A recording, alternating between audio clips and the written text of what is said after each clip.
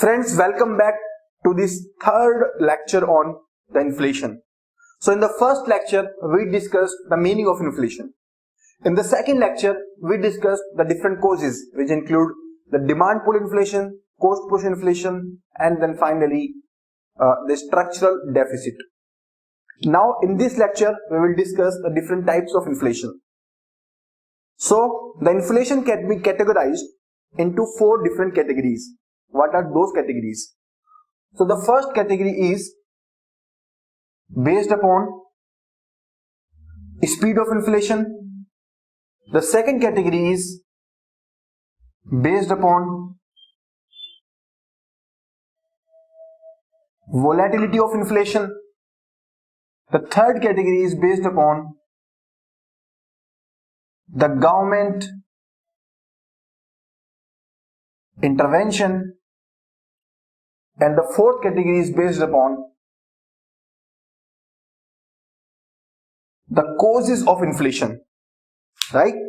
So first of all, depending upon the speed of inflation, so the rate of inflation, the rate of rise in the price can be very slow, medium, and very fast also.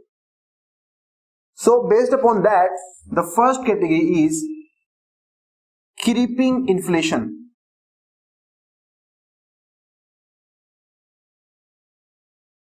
Creeping, the word creeping itself shows that it is creeping, regna, right? Going on toes. So when the rate of inflation is less than or equal to 3% year on year, then it is called creeping inflation. And friends, this inflation is considered very safe and essential. But why this is considered as very safe and essential? And what is the meaning of safe and essential? The essential here means that this is essential for the economic growth. That means it is desirable. If the inflation is 0%, it is not the desirable situation. Rather, it should be in the range of 2% to 4%, average 3%. It is desirable for the appropriate economic growth rate. And here comes the relationship between the economic growth rate and the inflation. So the inflation and economic growth rate have a direct relationship in the short term. So can I show you how it is? So when there is inflation, that means the prices are rising. That means the producer of goods, they will get more profit. So profits will increase. When they increase the profit, then they reinvest that profit into the further production. So the production increases.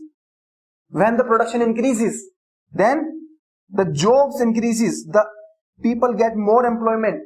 And when jobs increases, then the income of the people increases. And when income of the people increases, then it is nothing but the economic growth. So there is the direct relationship between the economic growth and inflation. So for economic growth to happen, certain minimum essential the inflation rate is required, and that is 3%. However, in the long term, if this inflation remains high, then it is not good for the economic growth, because it will actually adversely impact the large number of people. But what can be the adverse impacts? It can have adverse impact on the exports, it can have adverse impacts on the saving rates, and so on. We will see the adverse impact separately. So in the long term, if the inflation rate remains very high, not in the safe zone, then it is bad. So in the safe zone, it is good. Therefore, this creeping inflation is supposed to be safe and essential. And even if you see in India, the Reserve Bank of India has the Monetary Policy Committee. In this Monetary Policy Committee, there is inflation targeting. So the inflation targeting has a range of 2%, sorry, 4% plus minus 2%. So the range of 2% to 6% is considered to be a safe range or appropriate range, right? So first was the creeping inflation. The second category is the walking inflation. So after creeping, there is walking inflation. So walking inflation is when the inflation is approximately 10% year on year, right? So is this safe? It is not safe. It is a signal that there is dangerous zone. So it is a kind of warning signal, right? And in India, this has happened many times. When this happens, the government and the Reserve Bank of India, they take suitable administrative and the monetary policy measures.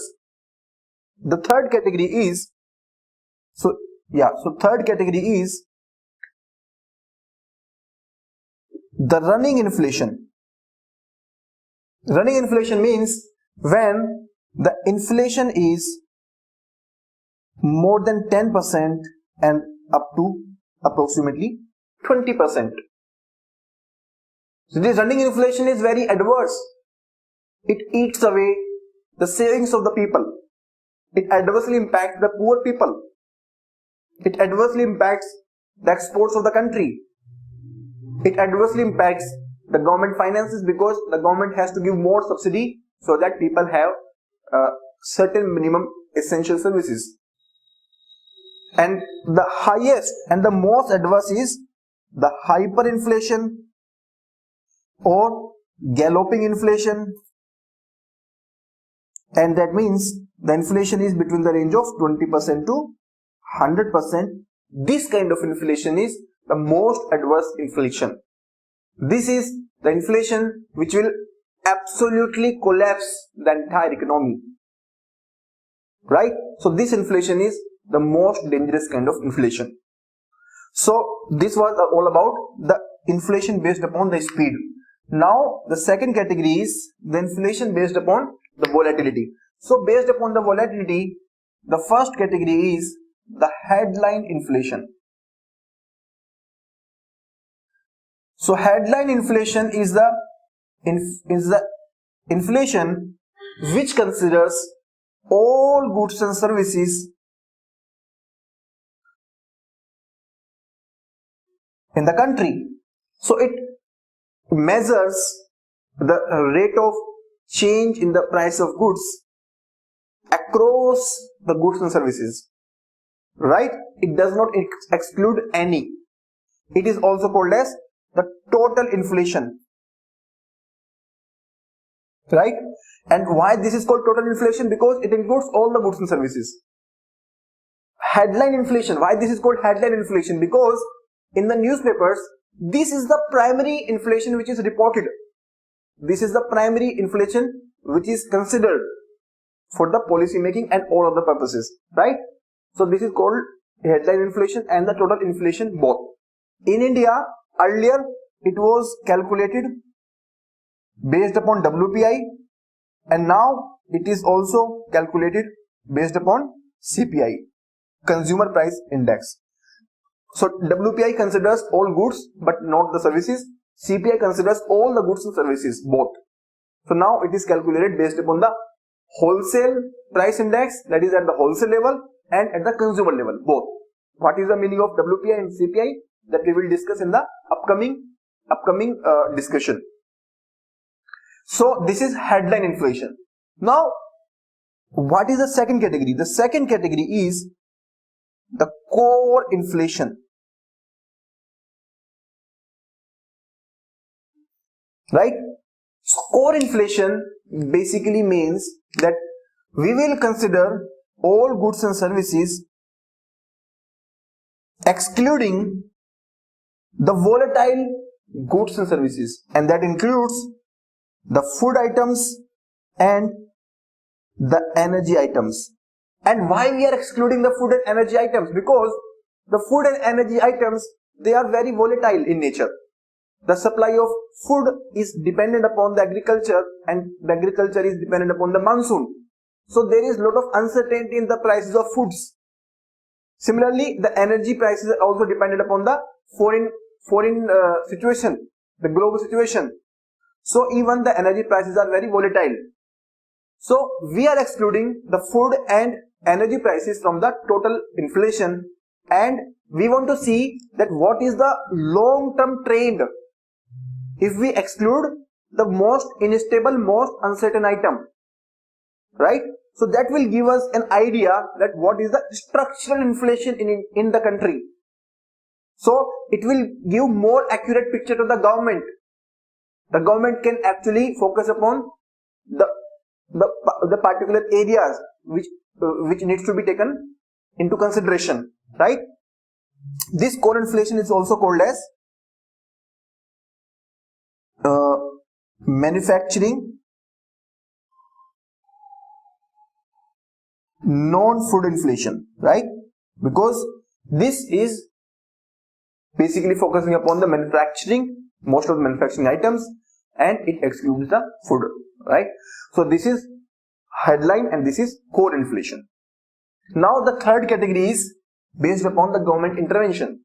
So based upon the government intervention, the first category can be suppressed inflation. Suppressed inflation means when the government has the intervention to control the inflation in the price through the price mechanism. So for example, if the government reduces the petrol prices by giving more and more subsidy so that the prices can remain low, then this will be the kind of government intervention, right?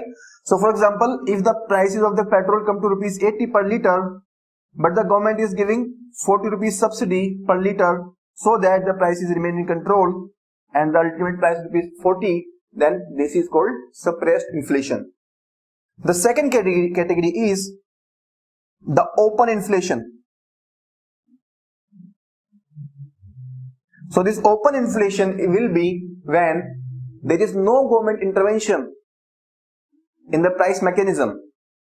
So only and only the market forces are deciding the type of inflation, the rate of inflation. So when there is no government intervention, then this is called open inflation, right? Now the last category is based upon the causes of inflation. So based upon the causes of inflation, we have already discussed. One can be the demand pull inflation. This demand pull can be again categorized into monetary and non-monetary. Second can be the cost push inflation. This cost push can again be categorized into increase in the input prices, taxes, and supply shock factors. And last is the structural deficit factors like infrastructure, poor agricultural productivity, etc. Right? So these are the four categories: speed, volatility, government intervention and causes; speed, creeping, walking, running, and hyper or galloping. Creeping inflation is desirable. Volatility, based upon volatility we have headline and core. Based upon government intervention we have suppressed and open, and based upon causes we have demand pull, cost push, and structural deficit inflation. So this is all about the types of inflation. In the next video we will discuss the impacts of inflation on the different stakeholders in the economy. Thank you very much.